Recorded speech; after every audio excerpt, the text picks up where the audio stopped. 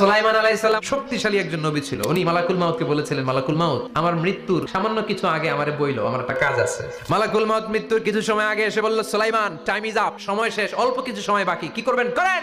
সাইয়েদনা সুলাইমান জিনদেরকে ডাকলো, ও জিনেরা, বিশাল একটা প্রজেক্ট আছে, প্রজেক্টে কাজ শুরু করো।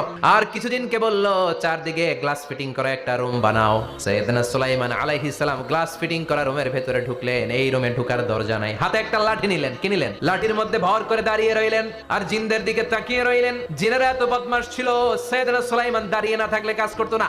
সুলাইমান আলাইহিস সালাম লাঠির মধ্যে ভর দিয়ে দাঁড়িয়ে রইলেন আর বললেন, কাজ করো। জিনেরাও কাজ শুরু করলো। ওদিকে মালাকুল মাউত এসে বলে, ও সুলাইমান, সময় তো শেষ। সুলাইমান বলে, সমস্যা নাই, রূহ কবজ করেন।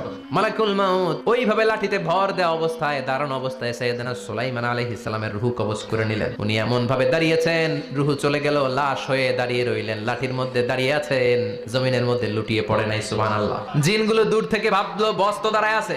জিনেরা মনে করছে বস দাঁড়ায় আছে, কাজ করতেই হবে। করতে করতে পুরা প্রজেক্টের কাজ শেষ। ইন দ্য মিন টাইম, ঝিঝি পোকা, উই পোকা, যেই পোকা কাঠ খেয়ে ফেলে, এই কাঠ খাওয়ার পোকা সুলাইমান আলাইহিস সালাম লাঠির ভেতরে ঢুকে লাঠিও খেয়ে ফেলেছে। সাইয়েদনা সুলাইমান আলাইহিস সালাম ধপাস করে জমিনে পড়েছে। আর জিনেরা কয়, হায় হায়, খালি খালি কাম করছে।